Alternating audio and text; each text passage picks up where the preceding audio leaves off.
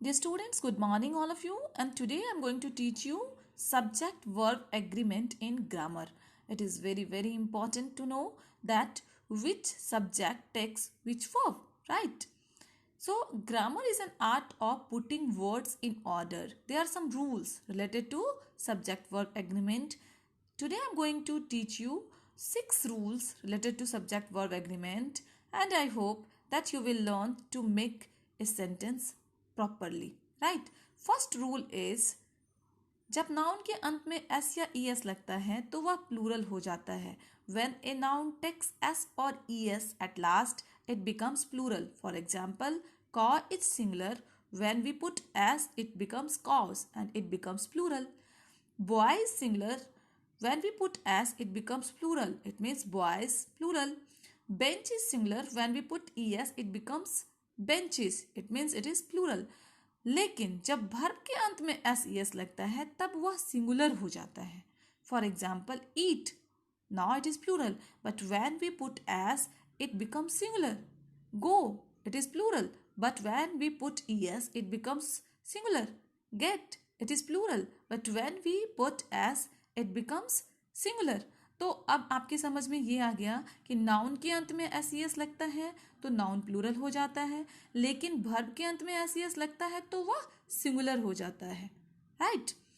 Rule 2 is singular subject takes always singular verb and plural subject takes plural verb. For example, singular subject plus singular verb is the boy reads. यहाँ पर subject boy जो है वो भी singular है और इसके साथ जो वर्ब लगा है रीड्स वो भी सिंगुलर है. Plural subject takes plural verb. Example is the boys read. लेकिन जब हम बोलते हैं बॉयज, ये प्लूरल सब्जेक्ट है तो इसके साथ जो वर्ब लगता है वो भी प्लूरल होता है. सिंगुलर सब्जेक्ट ही इट्स, इसके साथ ही के साथ आपने इट्स का प्रयोग किया. इट मीन्स कि सिंगुलर सब्जेक्ट ही है तो इसके साथ सिंगुलर वर्ब का यूज हुआ. प्लूरल सब्जेक्ट है दे तो इसके साथ हम क्या यूज करते हैं? ईट. तो इसका मतलब plural subject takes plural verb and singular subject takes singular verb. लेकिन एक एक्सेप्शन है जो मैं आपको बताती हूँ, वो है I. I is singular but it always takes plural, right? For example, we say I eat an apple, right? हम आई ईट्स तो नहीं कहते, तो इसलिए आई जो है वो सिंगुलर है, लेकिन इसके साथ जब आप वर्ब का प्रयोग करते हैं तो सिंगुलर वर्ब का नहीं करते हैं बल्कि प्लूरल का करते हैं. एक और इम्पॉर्टेंट चीज, you, it is used as singular and plural, right? But we always put plural verb with it. जैसे हमें कहना हो, अगर किसी एक के से भी बात कर रहे हैं तो हम बोलते हैं यू आर ए स्टूडेंट, और अगर बहुत सारे बच्चों के बारे में कहते हैं तो बोलते हैं you are students. Are plural ही है, इस चीज का ध्यान रखेंगे. अब हम बढ़ते हैं थर्ड रूल की तरफ. यदि वाक्य के सब्जेक्ट के रूप में each, every, either, neither, one, everyone, anyone, none, someone, somebody, nobody, much, a little, little इत्यादि हो तो सिंगुलर वर्ब का प्रयोग होता है. For example, each boy has a pen, no one is ready to go, neither of them is guilty. तो यहाँ पर आपने देखा कि हमने अगर हमारे सब्जेक्ट में if we find each, every, either, neither, one, everyone, anyone, no one, someone, somebody, nobody, much, a little, little as subject, it means it will take singular verb. For example, these are the sentences. Now I am going to explain rule 4. यदि वाक्य के subject के रूप में both, many, several, a few, these, those, two, three इत्यादि हो तो इनके साथ प्लूरल वर्ब का प्रयोग होता है, राइट?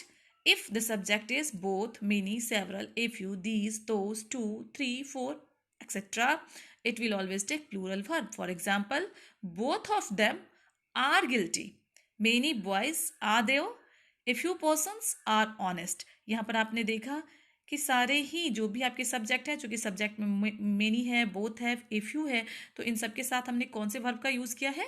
प्लूरल वर्ब का, राइट? अब हम फिफ्थ रूल की तरफ जाते हैं. वो क्या कहते हैं?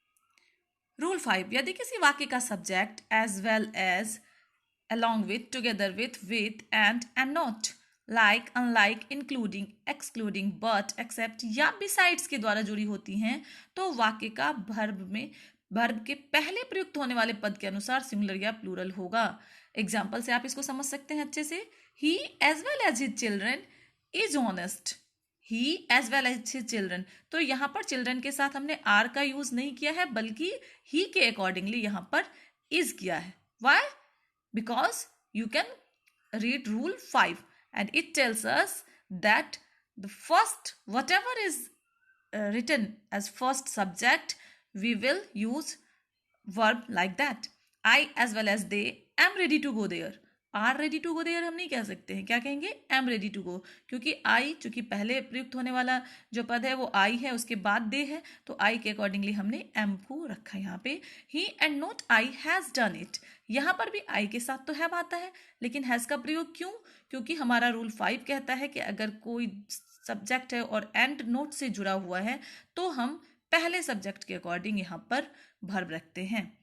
9 रूल 6, यदि वाक्य के सब्जेक्ट में प्रयुक्त 2 या 2 से अधिक नाउन प्रोनाउंस को और, नॉर, आइदर और या नाइदर नॉर से अलग किया जाए तो वर्ब अपने सबसे नजदीक आने वाले नाउन प्रोनाउन के अनुसार प्रयुक्त होगा। फॉर एग्जाम्पल, आइदर यू और ही इज गिल्टी, यहाँ पर आप आर का प्रयोग नहीं कर सकते हैं क्योंकि जो वर्ब के साथ आया हुआ सब्जेक्ट है वो ही है। नाइदर ही नॉर आई, तो यहाँ पर आपको कौन सा वर्ब यूज करना होगा? आई के अकॉर्डिंगली, जो अंतिम में आया हुआ है, लास्ट में जो आया हुआ है। तो नॉर आई एम गिल्टी। एक और इंपॉर्टेंट चीज, अगर सब्जेक्ट इस प्रकार से हो, noun plus preposition plus noun, कई बार ऐसा भी होता है, जैसे एग्जाम्पल के लिए the boys of this school, तो द बॉयज यहाँ पे नाउन है, प्रीपोजिशन ऑफ है और नाउन एक और है दिस स्कूल। तो ऐसे में वर्ब का प्रयोग प्रथम नाउन के ही हिसाब से होगा, के अनुसार होगा। The boys of this school are disciplined. अब हम बढ़ते हैं एक्सरसाइज की तरफ। There are 10 sentences given here in the exercise related to subject verb agreement and you have to choose the right answer. You and he, present, was और were, इसमें से कोई एक ऑप्शन सही है। आपको इस तरह से ये 10 सेंटेंस बनाने हैं और अगर आपको कोई दिक्कत होती है तो आप मुझे मेरे नंबर पे कॉल कर सकते हैं। मेरा नंबर है 9608938373। Thanks for watching. In the next video, we will discuss some new chapter.